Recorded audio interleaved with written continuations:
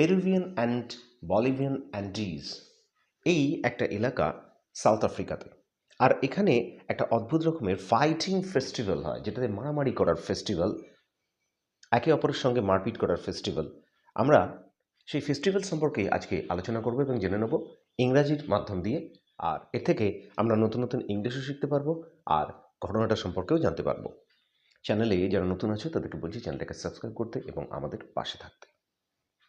Regions across the Peruvian and Bolivian Andes celebrates traditional fighting festivals and ceremonies, and these festivals and ceremonies prove mountain-born aggression. Actually, এই যে fighting ফেস্টিভ্যালটা, এটা south আফ্রিকাতে Peruvian and Bolivian Andes এই যে একটা এলাকা, এই এলাকাটাতে হয় এবং এটা হচ্ছে এখানকার একটা traditional fighting festivals. Traditional fighting festivals মানে যেটা দীর্ঘদিন ধরে চলে আসছে, এ ধরনের জিনিসকে বলা হয় ট্র্যাডিশনাল। তো এটা একটা ট্র্যাডিশনাল ফাইটিং ফেস্টিভ্যালস, মানে মারামারি করার ফেস্টিভ্যালস। অবশ্যই এটা একটা ব্যতিক্রমী অন্য টাইপের ফেস্টিভ্যালস, এরকম ফেস্টিভ্যালস খুব কমই দেখা যায়।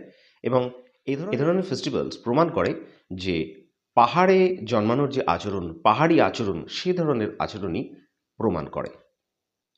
Rules about who fights whom and what weapons can be used vary from place to place.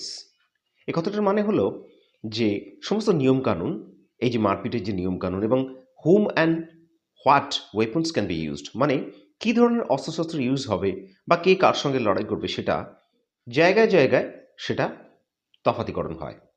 But the general gist of the fighting remains the same. এখানে জিস্ট মানে হচ্ছে সারমর্ম, কিন্তু এই যে অনুষ্ঠানটার যে সারমর্ম অর্থাৎ মূল জিনিস, সেটা কিন্তু সেম থাকে, একই থাকে। In Santo Tomas, the festival is known as Takanakwe. Everybody fights everybody. Santo Tomas এই জায়গাটা একটা জায়গার নাম, এটা একটা জায়গার নাম। এবং এখানে যে এই যে ফেস্টিভ্যাল হয়, এই ফেস্টিভ্যালটার নাম এখানে টাকানাকুয়ে, এবং এতে প্রত্যেকের সঙ্গে মারপিট করে। After a few days of preliminary drinking and dancing in costumes that combine the best aspects of the traditional fighting, the residents of Santo Tomas wake up and head to the local bullfighting ring to beat each other. কিছুদিন ধরে তারা drink এবং আনন্দ করার পরে, after a few days এই কথাটার মানে হচ্ছে কিছুদিন পরে, তারা ড্রিঙ্কিং, ডান্সিং, মদ্যপান করা, নাচা ইত্যাদি করার পরে তারা কি করে, তারা এই ট্র্যাডিশনাল ফাইটিং অনুযায়ী, এই রীতিগত বা প্রথাগত ফাইটিংয়ের উৎসবের অনুযায়ী তারা কি করে, তারা অগ্রসর হয় to the local bull fighting ring to beat each other. একটা বুল ফাইটিং, ষাঁড়ের সাথে লড়াই করার যেরকম বুল ফাইটিংয়ের রিং হয়, সেরকমই একটা রিংয়ের মধ্যে তারা অগ্রসর হয় এই অনুষ্ঠানটার জন্য, এবং তারা একে অপরকে মারার জন্য বা মারপিট করার জন্য। বিট, এখানে বিট ইচ আদার মানে হচ্ছে একে অপরকে প্রহার করার জন্য। Men, women, children, the elderly, the infirm, and especially the inebriated, they all pair of wrap their bare hands with scarves.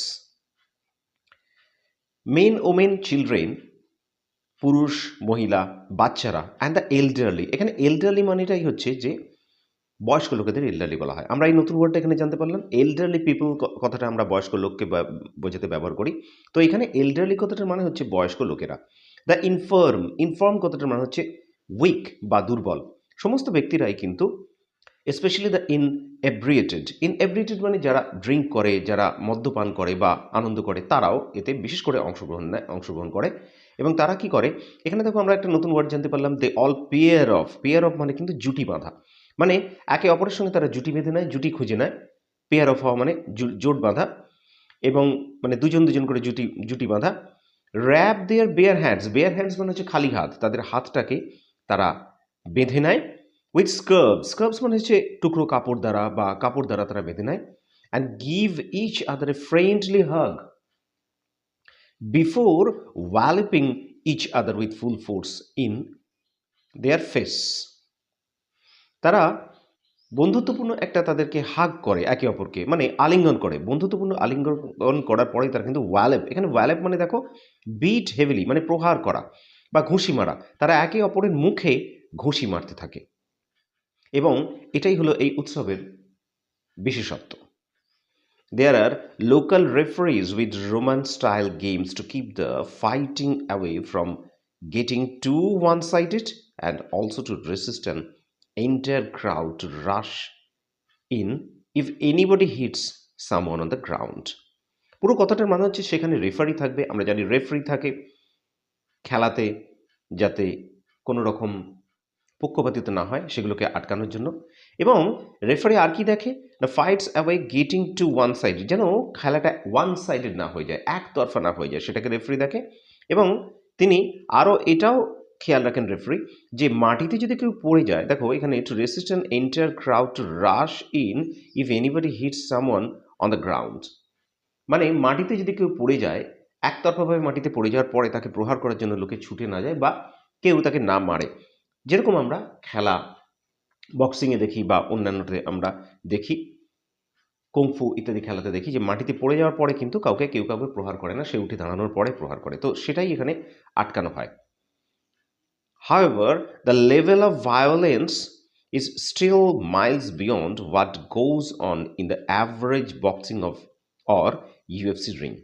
কথাটার মানে হলো যে এই সহিংসতার যে মাত্রাটা, মানে এই যে মারামারি করা বা সহিংসকতার যে মাত্রাটা, সেটা কিন্তু বক্সিং রিংয়ে, একটা বক্সিং রিং অথবা ইউএফসি রিং আমরা যেগুলো দেখি, সেই রিংয়ে মারপিট হওয়ার সময় যতটা সহিংস হয় তার থেকেও বেশি মাত্রা অবধি এই মারামারির যে অনুষ্ঠান বা মারামারির যে প্রকোপতা সেটা ছাড়িয়ে যায়। এই অনুষ্ঠানটা এতটাই বেশি ব্যাপক। আশা করি এই নতুন ধরনের উৎসবটা শুনে সবারই ভালো লাগলো। ভিডিওটা নিশ্চয়ই তোমাদের এন্টারটেইন করবে এবং ভালো লাগবে। ভিডিওটা ভালো লাগলে একটা লাইক করো, আর তোমাদের বন্ধুবান্ধব এবং তোমাদের আত্মীয়দের শেয়ার করো। সকলকে ধন্যবাদ জানাই। আবার দেখা হবে নেক্সট ভিডিওতে।